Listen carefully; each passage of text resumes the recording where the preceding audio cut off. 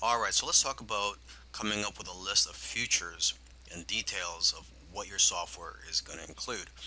Okay, you got to remember to keep it simple though, because it's not about how many fancy features and buttons that your software has. It's about how the software can benefit the user. Okay, because sometimes it's the most simple software that can become a best selling product. Okay, but before you can approach a software developer, you must have a list of features and details about the software product you plan to create. Okay, so to get ideas, you can look at other software products in a similar industry. Uh, and also, what you can do is go to a website called hotscripts.com. And this site includes programs and scripts in every popular programming language. So this is a great way for you to get familiar with the different types of software out there. And you could also read the reviews for the various software products on that site. And basically, the more knowledge that you have, the better the software you can have developed. Now let's talk about finding software programmers for your project. Now there are various sites that you can go to find programmers where they will bid on your projects, and you can select the programmers based on the best price. But remember, you have to also make sure to select programmers based on their skills and how well you feel comfortable working with them. Okay, so I've listed a few sites, the most popular sites where you can find programmers. There's rentacoder.com, elance.com, scriptlance.com, and guru.com. And you can also go to coding forums or other types of forums where programmers hang out to find people that are passionate about creating software products. Okay, so now when you visit these sites where programmers could bid on your projects, you have to know how to present your project. So make sure to first review how other people are listing your projects and how they are describing them on these sites. Okay, and you have to also be very careful. You don't want to give out too much information about your project because you don't want people stealing your ideas. So, when you first post a project, the information that you should reveal at first is what is needed for the programmer to know if your software product is something that they are qualified to work on.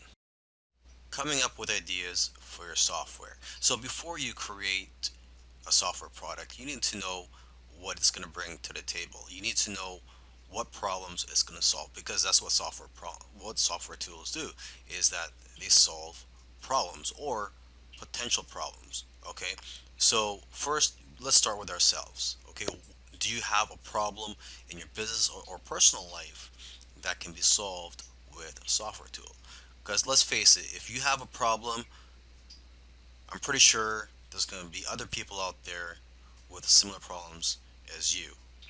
Okay, so your problem is not unique to yourself. You must also know your target audience that you plan to sell your software to. So basically, it comes down to two things.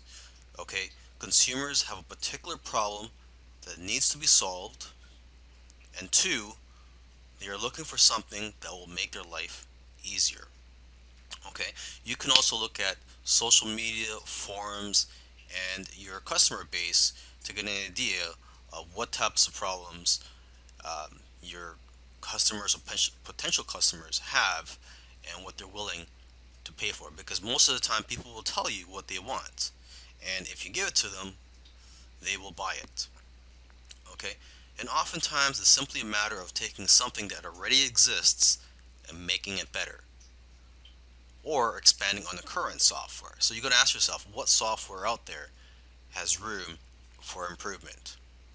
Okay, and you got to remember this: it's not about just creating and selling software products. You know, there's a lot of money to be made in selling software products. Don't get me wrong, but it's also about knowing what software products to create. So that's why it's important to know your target audience and know what it's like to be in their shoes.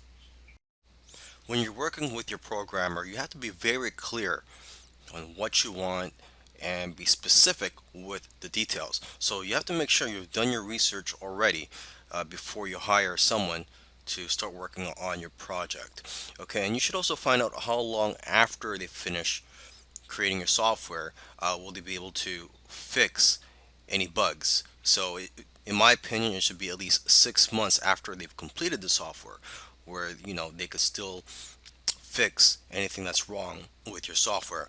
Another thing you want to do when you're creating a software product is not to just outsource everything to the programmer and then just be hands off.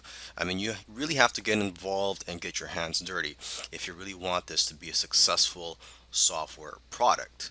Okay, and instead of just tell them to just create your software product, you should break it down into smaller tasks so that it is easier to work on, and it'll be better for you to basically monitor the progress of your software product.